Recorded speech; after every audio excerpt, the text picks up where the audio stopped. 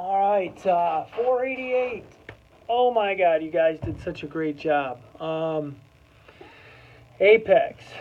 What a, I don't know, basic case study to get into. Let me tell you where these case studies came from. Obviously, Harvard, but these were actually from my MBA program I took like a million years ago.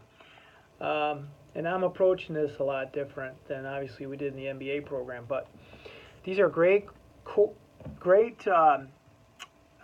examples and cases of what kind of not to do. Ghosh came in, and what was the big pressure there? Financial, man. They were upside down, hosed. Okay, so the bigger part of that bad part was the fact that they had no organization, and Ghosh just literally blew it as a communicator. I mean, blew it. Okay, he had no real feel for how to accomplish tons of stuff with tons of people. So he really sucked at it. Excuse my language, but it was pretty obvious when he was trying to throw everything at it that, in the BSG or BCG matrix, structural, trying to do, divide them up into different departmental situations, divide them into a matrix, putting them into all kinds of different formats that would, what can we throw at the damn wall and see what sticks, right? When really the fundamental part was that he needed to establish the vision, establish the goals, drill down into levels, how to accomplish the goals at each level, in each functional silo, develop the hierarchy, develop accountability systems, and you're running.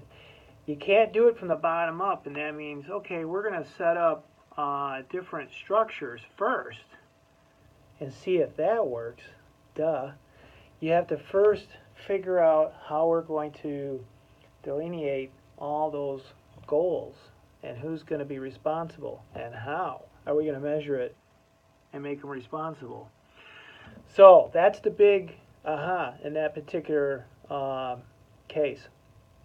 So I didn't give a lot of overwhelming feedback. I'm not that guy that's going to say, okay, let me give you guys a dissertation on, 50 plus case studies. I'll do it in these videos, okay? If there's some things that are glaring that are going to hurt you, like you wrote one sentence per question, I got to grade you against your peers, man. All right? I don't want to give anybody less than an A in this class, but if you're going to put in that kind of work, that's what you're getting out. You reap what you sow. All right? Okay. Let's talk about things like this financial analysis. Look, I know a lot of you are freaking out, and that's my job.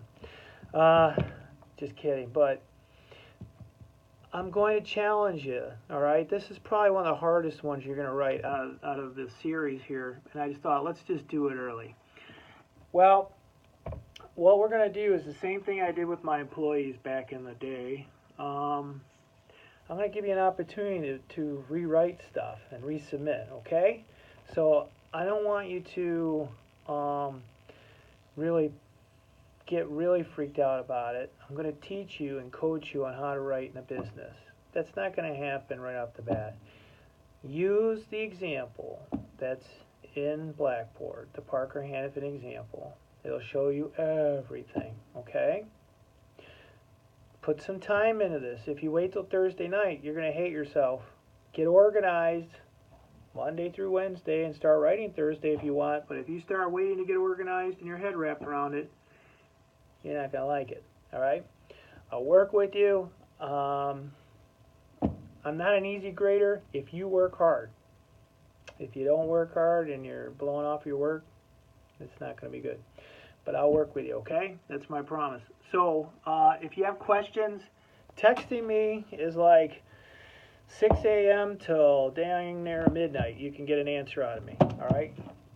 Some calls coming out of, I'll be honest, the Detroit areas, I get so many darn telemarketing calls, text me first and let me know it's you, so I make sure that I'm answering that call. All right, make sure if it's a 231 or a 989 or a 517 number, I know it's a student.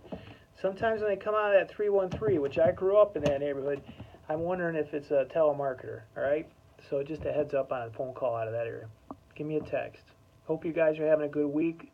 It's been a busy start to the semester. I'm also the MBA director here. So I think I'm on my feet now, and you'll be hearing more from me.